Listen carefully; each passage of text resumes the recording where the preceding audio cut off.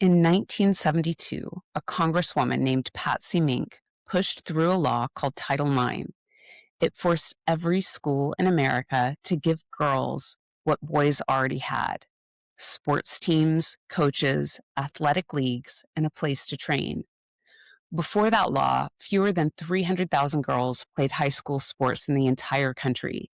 Today, it's well over 3 million. But for the millions of women born before it, they grew up with no structured access to sport. Physical activity never became a regular part of their young lives.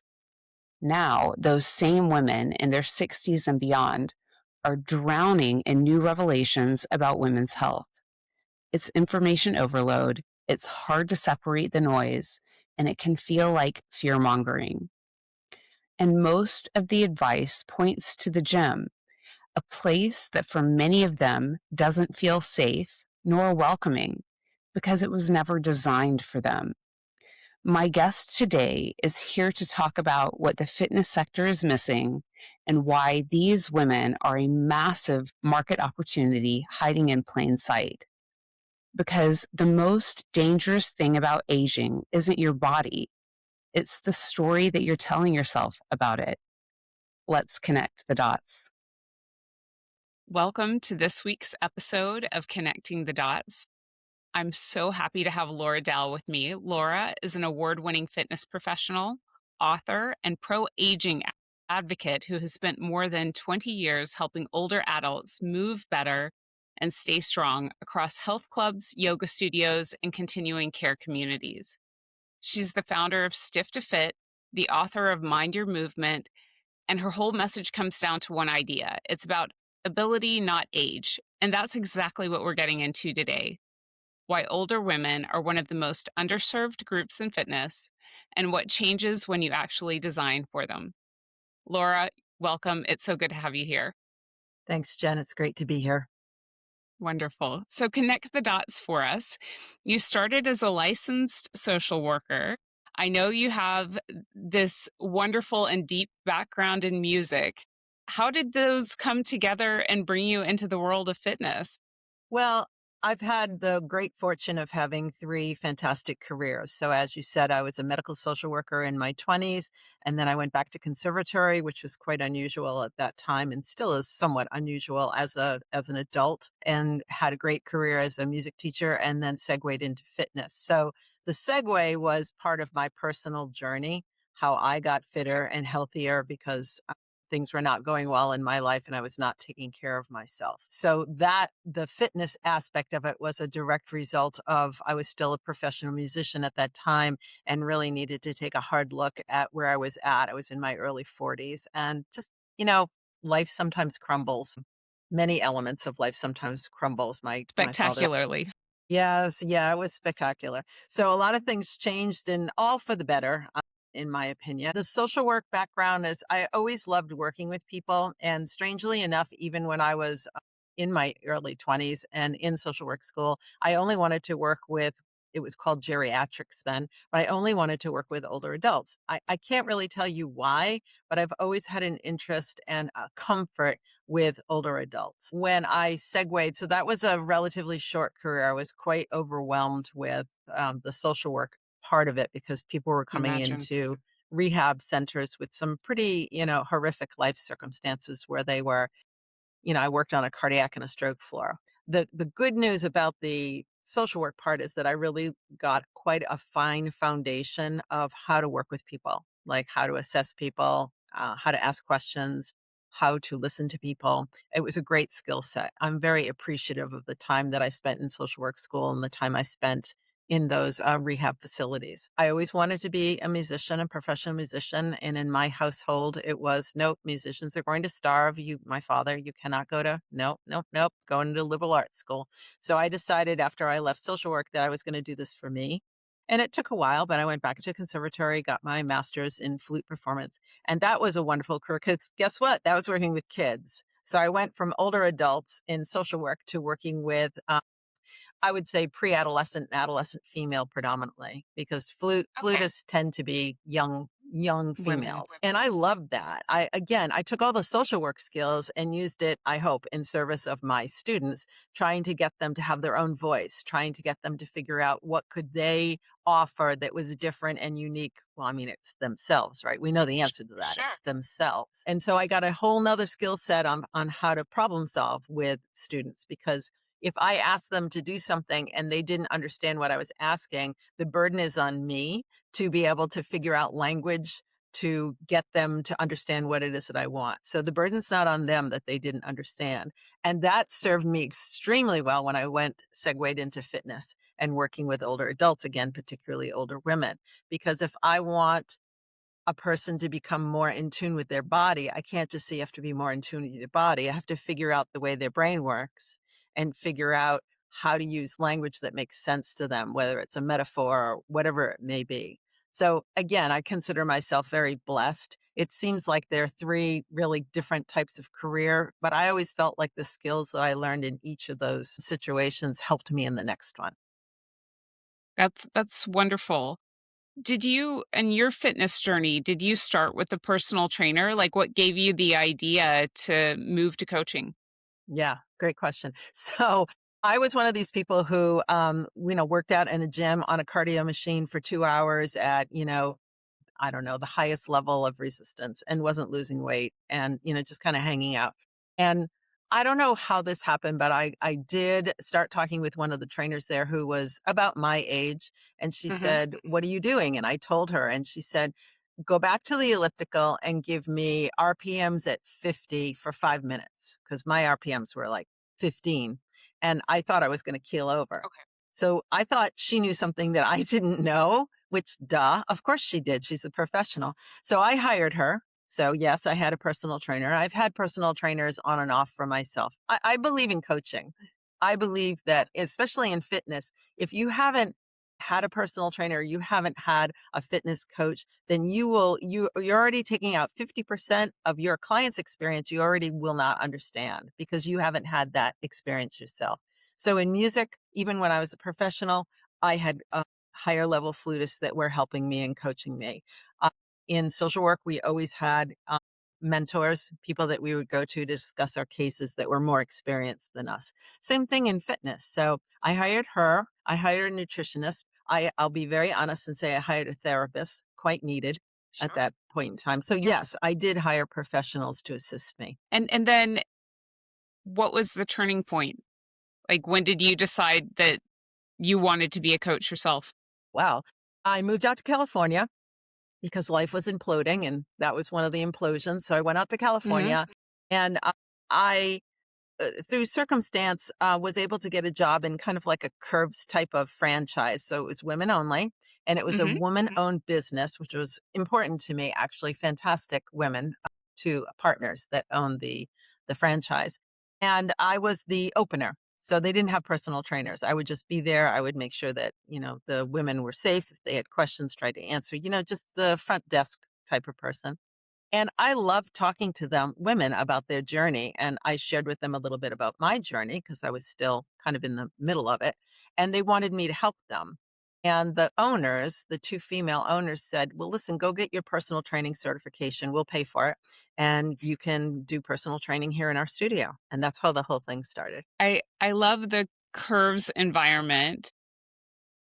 It's one of those very safe environments for beginners and guided, like, everything is guided and coached, and I think that's, like, one of the bridges we need to start building in broader fitness. I know we're gonna get into that, but so how did, like, putting together your background with working with older adults, working with younger adults, your music instruction and your social work, how do they inform who you are as a coach or who you were as a coach when you started training clients? How did they shape your services?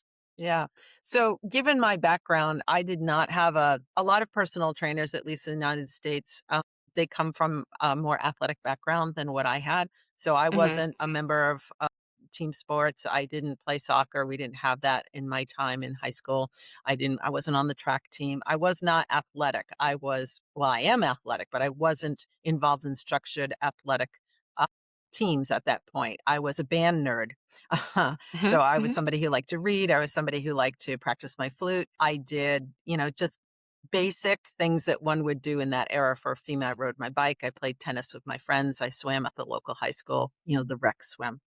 yeah, So what happens is that I go into fitness and I realize that I'm a little different than a lot of the personal. First of all, I'm older, I'm female, and I don't have an athletic background. mhm, So I really relied on all of my what we would call then soft skills, the psychological yeah, skills of how you work well with people. And I found that I actually wanted to be a coach for my clients and not somebody directing them do this, do this, do this without any educational information, without any mental health information, because I did have the social work background. mhm, So I could speak a little bit. I was not their therapist. We needed to make that very clear, but I was able to, the way that I worked with them and tried to get to understand them was very much a coach, social work type of model. And I think that made all the difference, or most of the difference for many of my female clients. They wanted somebody like me. They wanted an older female who I had injuries because mhm, I attempted to be a runner when I was in my 40s. That did not go mhm, well and I did get injured. That's on me. I also did some martial arts when I was in my 30s, and that's the avenue that really convinced me that I did have some athletic ability. So they related to me in a way that they didn't relate to a younger trainer that maybe came from an athletic background or that, wanted to do athletic types of training or wanted to, just run their clients or they had the perfect workout program for this client, but the client didn't sleep the night before, or the client had a right, fight with the husband, or the client, she's worried about a child that's ill or whatever the issue is. And a lot of trainers, when they have what they think is the perfect program and somebody comes in and they're not seeing, the client being engaged, they wonder what's wrong with the client. I don't say that. I say, okay, this client is not at their best today. I'm not their therapist. Let's not get into a therapy session, but what can they do today? So I would often ask my clients, okay, you seem a little out of sorts. That's totally fine. Stuff happens. So how would you like the session to go today? We can do this. We can do this. We can do this. We can do this. What do you think is the best way? You're here. Let's do something. yeah. And that more often than not, once they started moving, they felt better. And then we could do a little bit more and a little bit more. So I would say I didn't push my agenda on them, that from a coaching standpoint, you meet the client where they're at. And what I'm assuming or inferring from your answer is that you attracted many clients that might have been a little bit older, a little bit less experienced, and maybe more intimidated by the athletic persona that many personal trainers have. Was that the case? A little bit older, a little bit less experienced? By this time, I was working in a commercial big box gym. So I worked in commercial big box gyms after the Curves franchise because the owners needed to close for personal reasons. So I Mhm. segued into San Francisco, actually, where there's some very fine. They were really cutting edge for fitness. So I was very fortunate to be there during that time. And I still think they're cutting edge for fitness. And so there were a lot of big box gyms. So I worked for a chain. And when you're starting out as a personal trainer, you take everybody who walks through the door. If the fitness director Sure. says, here, go work with this, 25-year-old, you work with the 25-year-old. And I have a standard of excellence that I really try to adhere to try to give my best to each person who comes in. But I recognize pretty much straight away that I really liked working with the older adults better. I had quite a variety of clients. I had clients that were 25, I had clients that were 40, I had clients that were 75, and I really enjoyed that. It was good for my initial foray into personal training because everybody comes with different stuff. So it was good for my education and learning as a professional to have that variety of folks. However, most of the females, older females, they spotted me right away and they watched me. That's what they'd tell me Yeah. afterwards. Yeah, they'd watch me on the gym floor and they'd say, "Oh, well, she pays attention. She's listening to the client," or "I like the way she's laughing with her client," or "I like the way that she's, you know, whatever they thought they saw, and they'd approach me. So that's how my roster of clients really got established. And they would talk to their friends and they would refer people to me. A So it's happy mostly client. older women. Yeah. Yeah, a happy client is a referring client, and for sure women. The other thing that you said that I really liked was you were talking about, like, the programming or maybe the periodization. I noticed there was a post on LinkedIn this weekend, and they said that ACSM had finally updated its curriculum to include women's data and women's health research. And I think that that's the first time I've seen like an education, a personal training certification actually make an update about that. And my assumption based on the women's health gap is most of the education that we've been provided as fitness professionals is still very slanted to men. When you talk about, I'm going to connect this. When you talk about periodization and you give that example of your client showing up and they didn't sleep the night before and they're supposed to have like their high intensity day in their programming schedule. And especially with the cycles of women who are in their fertility period, and for the women who are in their transition period over menopause, it's really hard to hold a fixed program.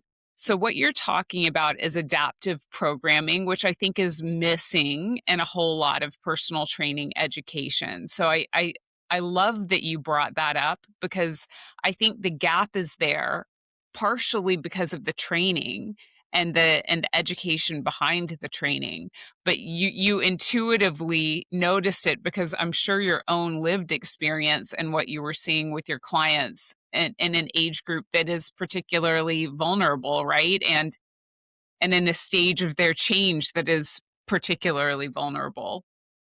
I love that phrase, adaptive programming. I think that that's absolutely spot on. I don't think that, at least during the time that I was in the commercial big box gyms in San Francisco and then in Washington, D.C., I don't think that we were very nuanced. I'll make that a we because, I'm not. We all grow. Yeah, exactly. We all have our days where we're a little less than spot on.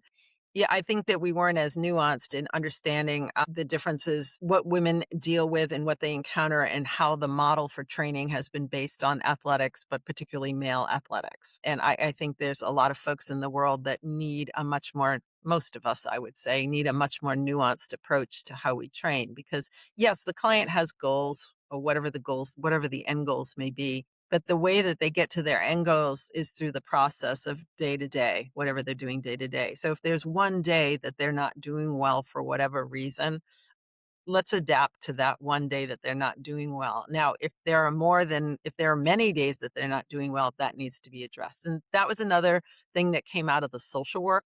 My social work background is that we can have hard conversations. It's okay. If I see, you're hiring me to help you get to some goals, and if I feel like your actions or your beliefs or whatever is getting in the way is not going to serve you to get to your goals, I will bring that up in a non-judgmental way. It's like, "Hey, you've not made your sessions, a bunch this past month. Does this mean that we need to readjust? Do we need to sit down and have a conversation about how to deal with whatever's getting in the way?" And that's a coaching thing. Like, what are the obstacles that are getting in your way? So back when, in the early 2000s, when I was becoming a personal trainer in a big box gym, these soft skills were not very well regarded. And now the industry has changed because now we have mental well-being certificates.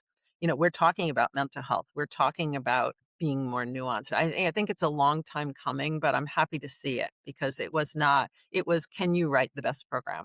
What's the best deadlift this client can do? What's the heaviest, what's the highest intensity that somebody can do? What are the models for that? And that's what we're going to do because that's what they thought everybody wanted or needed.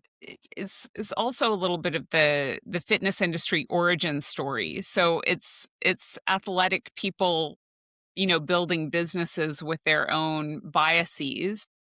And, what's important to me, and actually there's been personal trainers, like certain personal trainers who've been saying the same thing as you have in terms of like really meeting people where they are, recognizing their goal outside of a PR or a max. It's like why would a deadlift be important? Is it important because there's something in your life you want to accomplish? You've always got to link that back.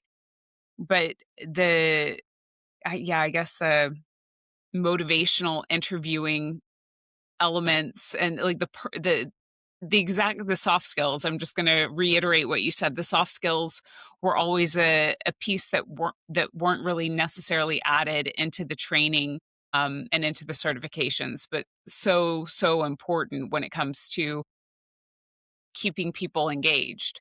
So going back to the group of people who you worked with as a personal trainer, we're talking about older adults and older women in particular. Um, I feel like this is an underserved group and possibly one of the most underserved groups within fitness. Why do you think that is, and where does ageism come into it? Wow, this is a huge question. All right, let's see if we can narrow this down just a little bit. So, for your listeners who maybe are not aware, in the United States in 1972, there was very important legislation passed called Title IX. And what Title IX did, and it was spearheaded by a woman, an Asian American woman who was in the political system, Patsy Mink. And Hmm. this got passed, and what it meant was is that it wasn't only about team sports. So I want to be very clear; it was much broader. It's really Hmm. wonderful legislation, but I'm going to focus on the athletic part of it, the team sports part of it.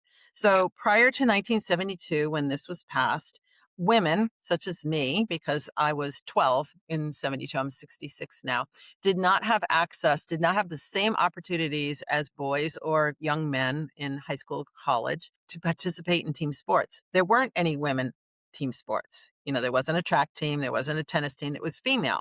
There might have been a tennis team that had men on it or boys on it, Hmm. but there wasn't, A a female women's team. soccer team. There wasn't a female field hockey team. There weren't organized leagues. Maybe you had church leagues, maybe you had town leagues, maybe, but you didn't have them in the schools. So this legislation said anybody in the United States, any institution that's receiving federal money has to provide equal opportunities for girls and young women. So middle school, high school, college, any institution, institution that was receiving federal money. Okay, so what does this mean? So for the women that came in after me, they had many more opportunities regardless of whether they accepted the opportunity, took advantage of it or not, they still had the opportunity. The women that were born, I was born in 1960. So let's say 1960 and before did not have these opportunities. So boys often learn about teamwork. They learn about physicality. They learn leadership skills through sports.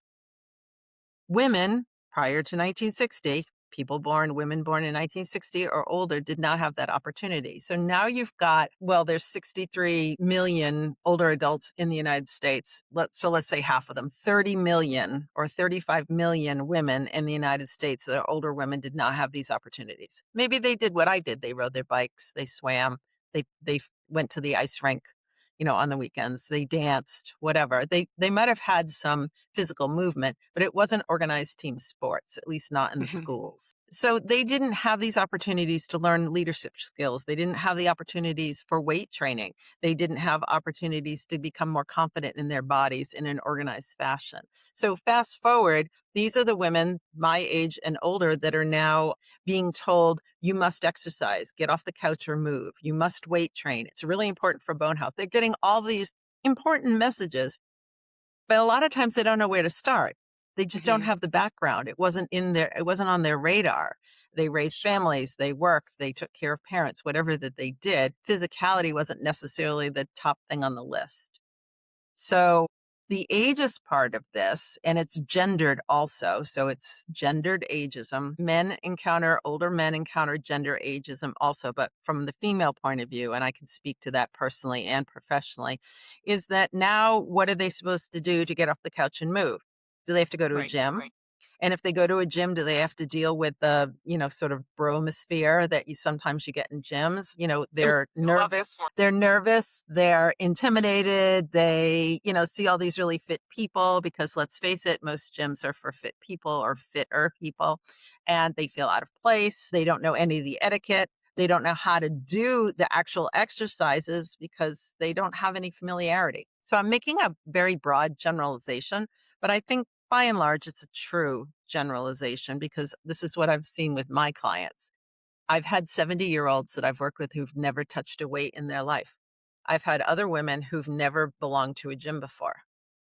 The good news about post-pandemic is that there are so many more choices, at least in the United States, for how to get more physically active. So you can, walk outside with friends or walk in a mall.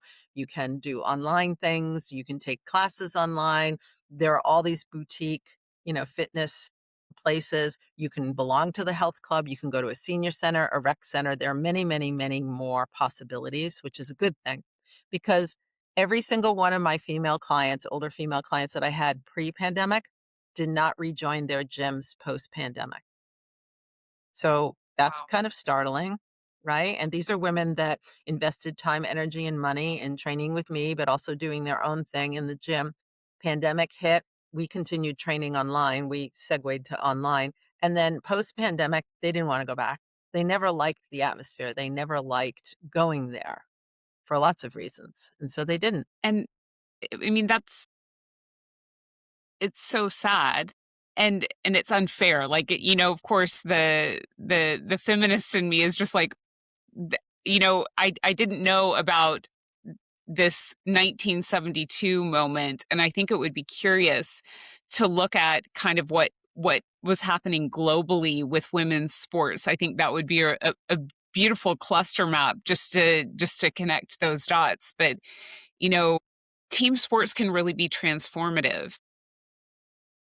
And athletic culture is incredibly exclusive and selective and can also be very, very toxic. So you've got all of these kind of experiences that play into it. But the one thing that it brings everybody back is we've all got a body and we've all got to move it. And the more we move it and whatever that journey is that we find to the movement style or sport that we like, it will ultimately link to our health outcomes whether we do it or we don't. So one of the easiest stepping stones to progress in your movement journey is to be able to go to a place where you have lots of options. Enter the gym. But if the gym is not a safe and guided environment to help you along your way, it becomes a barrier rather than an enabler. And I think that's the message that we want to get to more fitness operators. And we're going to unpack that in a second. But before we do that, like what's the business case for addressing this market? Because the gyms are, for the young fit people getting fitter, but the population around the Western world is not so young anymore. So like what do we know, what do you know about their spending, about their behavior, and specifically older women? Like what's the business case for attracting and capturing this market?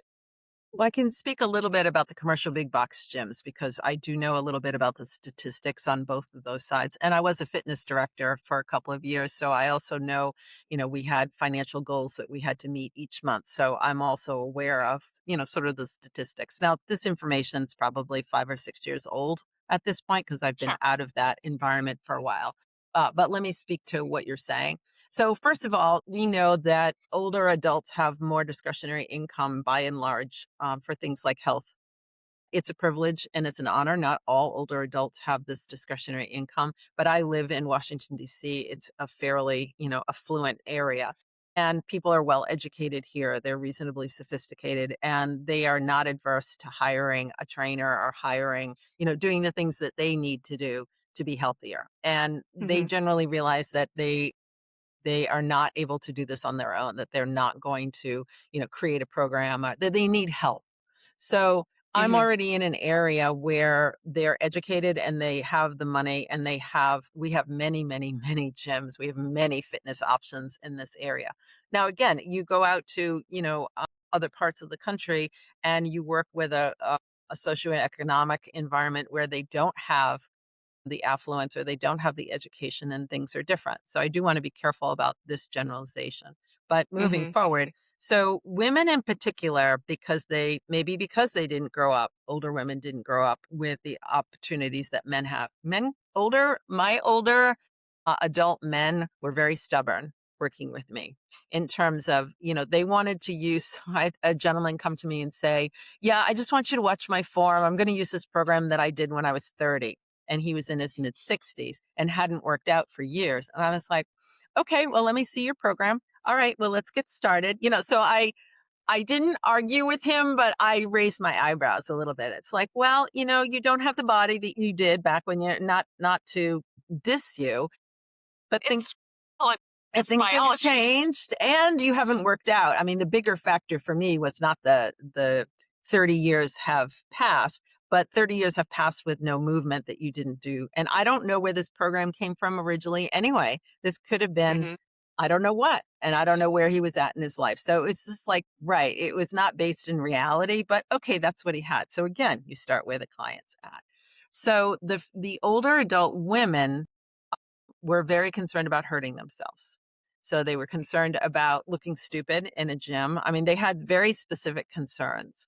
So the way that I would work with them is to try to create a safe environment. So I think for a business model, you want a friendly, inclusive, safe environment. Now, doesn't that sound like it would, kind of be attractive to most people, not just older women? I think that sometimes older women feel more comfortable with other older women. There's nothing wrong with that, but we do know that there's a lot of benefit from intergenerational contact. So I think that, I think there needs to be lots of variety. That's the bottom line, because every person's an individual, every person's unique, and they need to find the place that's like their home, their place where they feel comfortable. And that's going to be different for every person, regardless of, the demographics. This safety is the thing we need to go into from a let's just ideate a little bit. So if an operator really wanted to build that and go back to your big box gym where you have experience, what would you do if you could? You can wave your magic wand and make this a safe environment for older women. What would need to change? That's a terrific question, and I'll be boss of the world for a second. Thank you for that permission. So, first of all, I want to see representation. When I go on a gym's website, and I've done this before, and I've looked at their personal trainers or I've looked at the pictures that they use to promote their gym, I never see any older adults. Or if I do, I see them doing pool things, sitting on a ball with light weights. What else do I see? Yoga, sometimes I see. That's all fine. That's all good. It's all fine. But it's not the end. And I have plenty of clients that, I mean, there's a whole range. We'll get into ability, not age, but there's a whole range of ability with people. A Mhm. 65-year-old and a 25-year-old may have their bodies may be physically different, but the outcome of what they want may not be different. So if I have a 65-year-old that's been a runner and that still wants to run and, joints are good and doctor says fine, then why shouldn't they be running if that's what they want? I 100%. mean, it's more specific than that. So I want to see representation on their promotional materials and their marketing materials. And I want to see it across the board. So I want to see, I've often used pictures that kind of shock people, like older adults rock climbing, older adults playing basketball, older adults, I don't Boxing. know what, parkour, boxing. Right. I want the whole range because someone's going to be interested in that. Now, am I going to offer a ton of classes like that? No, I have to gauge the interest because I have to, if I'm the boss of the world, I have to Business pay my case. bills and keep the lights on, right? So representation is one. Friendliness is another. Lots of times my female clients would say, nobody says hello to me when I walk in.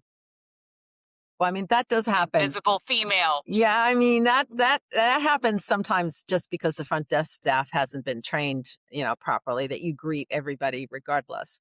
I want a friendly environment on the gym floor where if you have a question, you can ask, a staff member, whether that's a trainer, the fitness director, whatever. I want in group fitness, I want people greeted as they come in the door. I want the group fitness instructor to say, I'm so glad that you came today because guess what? That group class member had choices. That group class member didn't have to come to that class. They could have done 15 other different things. So I want the instructor. If you don't have group class members, you don't have a class.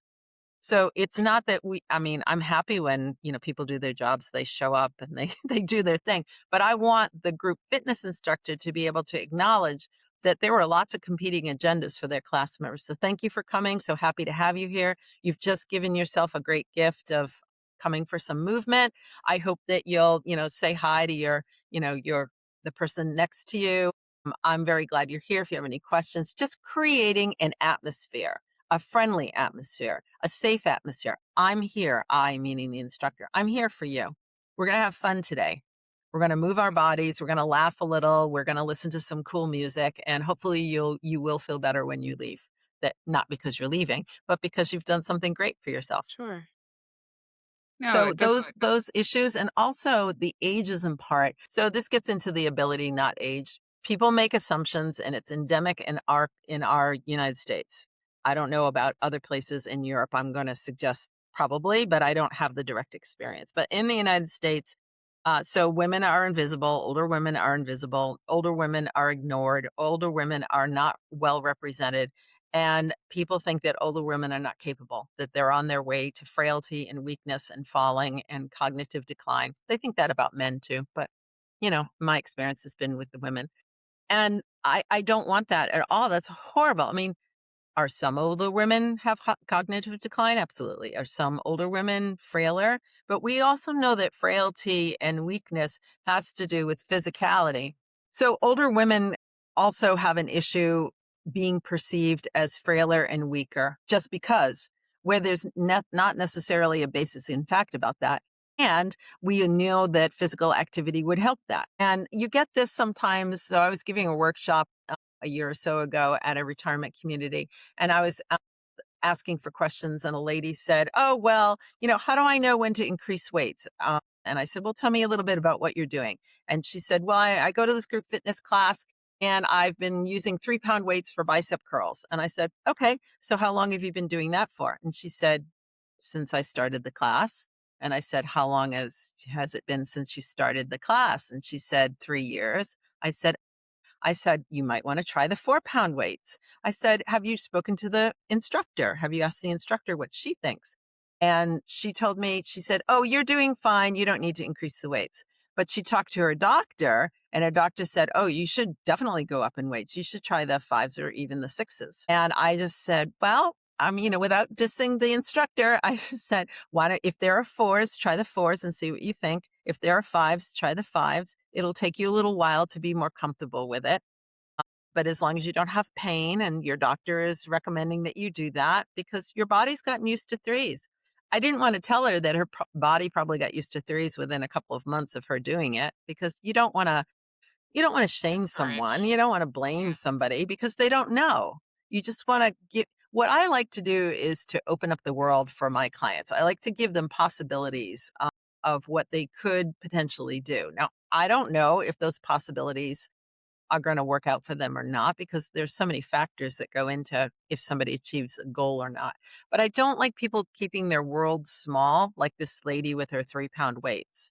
Because if she had to pick up her grandchild, I can guarantee you that her grandchild weighs more than 6 pounds. And if she has to pick up that grandchild in an emergency, she probably will hurt herself. Maybe not in the moment in time, but the body's not used to that weight. And so if you want to stay active and doing the things that you want to do, keeping up with grandchildren, traveling, you Yeah. need to train for that. It's just like anything else you train for. It's like this perfect storm of barriers. Like, you've got a generation of women who have not been encouraged to move, who are finally at a stage in life where they may be interested and have time and have interest. And then they're not encouraged or challenged because of this frailty perception. And strength training is having its moment. Like that's the beautiful thing that's happening for us right now. There's finally a very loud message that you can get that strength training is important, but then there's this bridge to, and then how do you do it? And that's the piece that I really don't think that we're solving for just yet. So that's sort of a lovely bridge to, you've written, is it a paper, Ability Not Age, or was that actually a book? No, that it was a white paper, a position paper that a group of us wrote, like-minded colleagues. Yes. So our premise is that you cannot, if I have a 65-year-old, if you had me in front of you, you would not be able to assess what my strength level is or what my ability level is for physical movement based on my age. No, you can't. You don't know anything about me. You know my age. That's not a determining fact. You don't know my medical history. You don't know my exercise experience. You don't know what I'm doing currently. You don't know what my interests are. You don't know what medications I'm taking. You don't know anything about me except a number.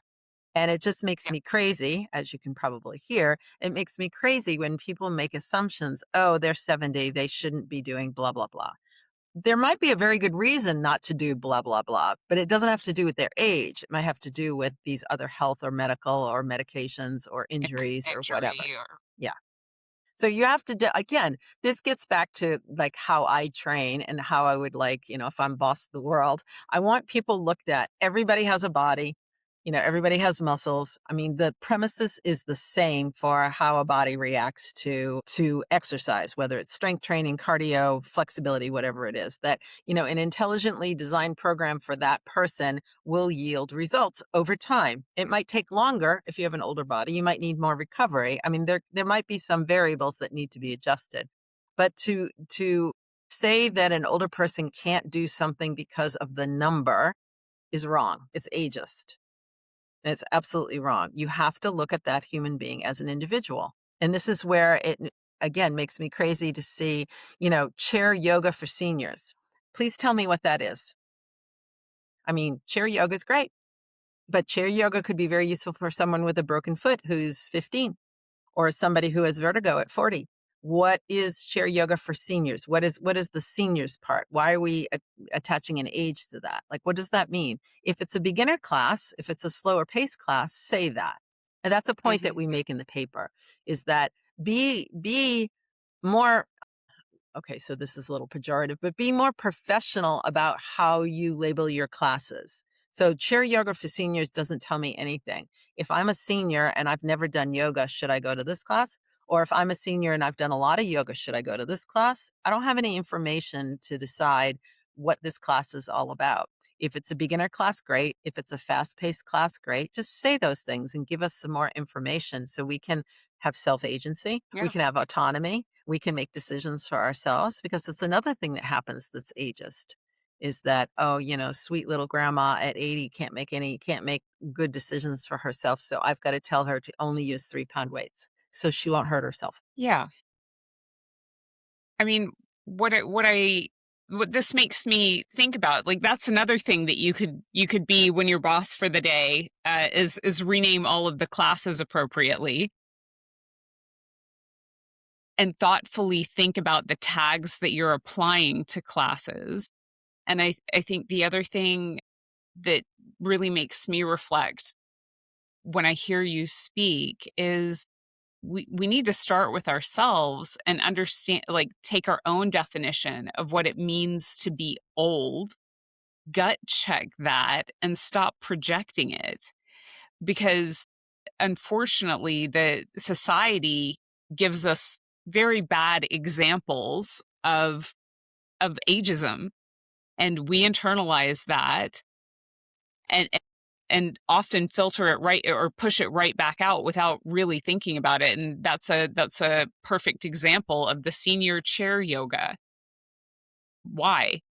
Make it inclusive and clearly label the class and the pace. That would be a perfect correction. So you've got a second book coming out. Is it out yet or is it coming out? This is a big book for me, with a lot of different moving parts. So probably another oof, 6 months to 10 months, maybe. Okay. Okay, so we will keep an eye out for this. But your second book is still on this thread around aging barriers that stop people from being active. So it, and I just reflected on my own process, but who do you think are holding the beliefs, the ageist beliefs the most? Is it the public? Is it the industry? Is it the older adults themselves? Is it everyone? And what are you hoping to change with the book? Yeah. I think it's everyone, at least in the United States and Western culture. I think, Western culture. I mean, there are a number of people that are talking about ageism. It's becoming. I'm on LinkedIn quite a bit, and I see this all over my LinkedIn feed, and rightfully so, about ageism in employment. That's a big one right now. Ageism in healthcare, ageism in housing. I deal with ageism in fitness, which the paper started that. The Ability Not Age started that because I could just see that with my. I always thought it was because we were female, that I always knew I was sort of an anomaly in the fitness world because I was an older female. Um, and now I'm realizing as I'm going through my process of become better educated on ageism that it also had to do with that I was an older adult because I was 44 when I entered the field. And so by the time I finished my career in commercial big box gyms, I was 58. So that's kind of, I'm not even going to say that Long word. career. That's yeah, I had a wonderful career, but that was considerably older than the vast majority of personal trainers because it's a tough, I mean, at least in the States and in commercial big box gyms, it's a tough environment. You have to train when people are available, and that's mornings, evenings, holidays, weekends. I mean, and if somebody cancels, it's a tough business model for somebody who's trying to make that a career. And if you have, people who depend on you, whether that's children or a partner or whatever, to pay bills, you don't have the same paycheck every paycheck. It can be vastly different. So, all right. So getting back to everybody, I think the point that you made about externalized ageism. So ageism messages that you hear from the outside. So from a group fitness instructor or from a newspaper or from a book, or you watch somebody on TV and they say something ageist. And then, so that's already one set of problems, but then you internalize that. Now, Dr. Becca Levy, have you heard of her? Mm-mm. She is a professor at Yale, and she's written a book, Breaking the Age Code, where she's done research that says internalized ageism. So the self talk that you use about, oh, I shouldn't do anything more than 3 pounds. That's what the instructor tells me. I'm fine. I'm an old lady. I don't need to do more than that. That can literally shorten your lifespan Yeah. to 7.5 years. And it's just startling because I knew this when I was teaching flute students that if they had a negative viewpoint in their head about, I can't do that, they won't do that. So if older adults are hearing these messages about just go sit in the rocking chair, just, be quiet, sell your house because you're hoarding a valuable resource for younger adults, whatever the message may be, that's a thing right now for older adults, then that they internalize that and they start believing that themselves, their world gets a lot smaller. And I'm hoping that the book that I'm writing right now is going to be able to give a different model for that. It's going to be able to give different ideas about how you can age if you want different ideas about how to age, and that you don't have to buy into this, and that you really do need to look at your self-talk. That's job number one. What are the messages you're telling yourself? And then change those messages. There's many resources about the importance of self-talk, so I can definitely see the application here. And especially when, like, it almost, there seems to be a whole lot of shame around it and not grace with aging. And fortunately, the good news is we're living longer, and there's a whole crop of new advocates where you're also represented in this group that's talking about, like, hang on, hang on a second. Let's actively shatter paradigms around aging. Let's talk about them. Let's call BS on them, and let's rewrite them so that we can really enjoy the later part of our years with as much good information and resources and, you know, satisfaction with our physical being as possible. I think this is so important because we live in a youth obsessed world, or at least the Western culture is in my opinion youth obsessed, and we need more voices, thought leaders, influencers to start talking about the other half, the other two quarters that are also impactful, meaningful, and full of potential. So I'm very happy for your book. And I agree. And you said that really nicely. People need to be allowed to age as they want to age. So I do have an issue with aging well. I mean, every person has autonomy and self agency, and they're allowed to make the decisions, even when the decisions are ones maybe I don't agree with or somebody else doesn't agree with. I think what the bottom line is that we want to support people in being seen and heard and understood, like they're visible, they matter, and even though we might not start from common ground about, what's possible for them, what's more important is not what I think, is what they think. And so if we start looking at self-talk, or I do call out my clients every now and again when they call themselves old, because that's a static word. That doesn't mean anything either. It's like chair yoga for seniors. So they might be older or younger, or but they're not old. What, like, that word is pejorative, like the word elderly. Mhm. What does that mean? Like, who's elderly? And in the United States, at least, that's seen as, you don't want to be elder. Well, you kind of do and you kind of don't. You want to have longevity that's healthy aging, and then you can be elderly. But that's not how we use the word. So I just think that looking at these things with more consideration and kindness, and get rid of the blame and shame, and make it, safe for people to have their fears, or to have their concerns, or even to have their negative self-talk, but also to, kind of provide a little bit of a shift for them. Like, it doesn't have to be that way. You can become more physically active. You can have a relationship with your body that is a more pleasurable relationship than always listing your aches and pains, because that's something that tends to happen too. And people have aches and pains.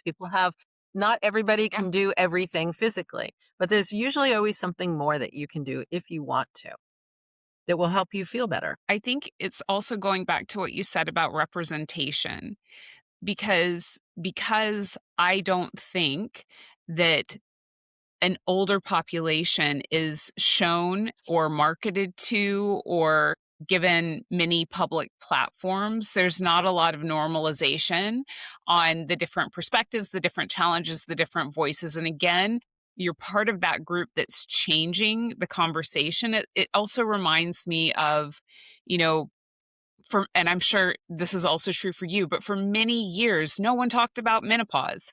And now all of a sudden, everybody's talking about menopause. And I'm also seeing that shift with, older adults. I'm seeing progressively more conversations being had, which means that we can normalize the challenges, normalize the solutions, and and come to better, like, I don't know, come to better solutions for everyone. So I think the shift is happening. We just have to keep on accelerating it, no pressure, and be as loud as possible.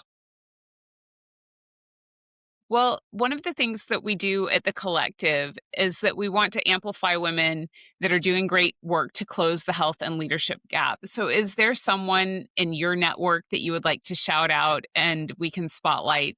There are two women that I'd like to shout out. And do I have Wonderful. enough time to explain a little bit about both of them? Yeah. Okay, so these are both women in the United States. One is Dr. Sabrena Joe. She is associated with the American Council on Exercise, ACE, which is a certifying body for fitness professionals in our country. And she recently did a meta review of research about basic psychological needs in older adults. So this gets into the group fitness, creating an atmosphere, not only a safe atmosphere, but an inclusive, friendly atmosphere. So she wrote about autonomy, competence, and relatedness. And these are three basic psychological needs that, if they're met, create better adherence to exercise. So if group fitness instructors, kind of like what I was talking about, say, hi, I'm, Susie. I'm so happy you came to class. Are you new? Do you need any help? Let me get you set up. Let me tell you a little bit about class. Anything I need to know about your body, you can do that. Like you use the word normalize, which I agree with. Normalize, you need to take a break, go get water, do less repetitions. I want you to have a positive experience. So take care of yourself however you need to. That's what Dr. Joe is talking about. So you can find her on LinkedIn. She's got some information about this study on LinkedIn. It was fascinating because basically the bottom line is if you create a positive environment where people are allowed to make their own choices and not everyone has to be seated or everyone has to use 3-pound weights or don't fall, don't get hurt, all the fear-based messaging. If you staying safe is really important. So physically safe, I mean. Mm-hmm. And so you do want to, you know, not warn, but you want to kind of guide people into making positive choices for themselves. But if you use too much fear-based messaging, then you're going to turn people off because people are going to internalize that. Oh, well, my instructor said I shouldn't use more than 3-pound weights. There was no need for that. Yeah. I don't know where that's coming from. That's a group fitness instructor, but okay. So Dr. Sabrena Joe, and then That's the other, wonderful. yeah, she's great. And the other woman that I'd like to shout out is Erin Eleuterio. So her last name is spelled Eleuterio, and she has a company called Agents of Movement. She was our go-to. She's the one who got the group together where we wrote that position paper, Ability Not Age. And she's doing a fantastic job of pointing out all different places where ageism in fitness happens and what we can do better. And I've worked with her several times on different projects, and she's fantastic. And she's so caring and so lovely to boot. So is Dr. Joe. Both fantastic. Those are amazing shout outs, and we will link their LinkedIn and any associated website in the show notes, and also when we post the show. So thank you so much for highlighting and spotlighting them, and thank you, Laura, for your time, for your advocacy, and your passion in this area. I really enjoyed our conversation. I did too, Jen. Thank you so much for having me on your show. My pleasure. Thanks for listening to Connecting the Dots. If today's conversation gave you something to think about, share it with someone who'd enjoy it too. You can find all of our episodes on Spotify and Apple Podcasts. And if you follow the show, leave a rating. It helps more people discover our work. Until next time, keep connecting the dots and keep building the future you want to see.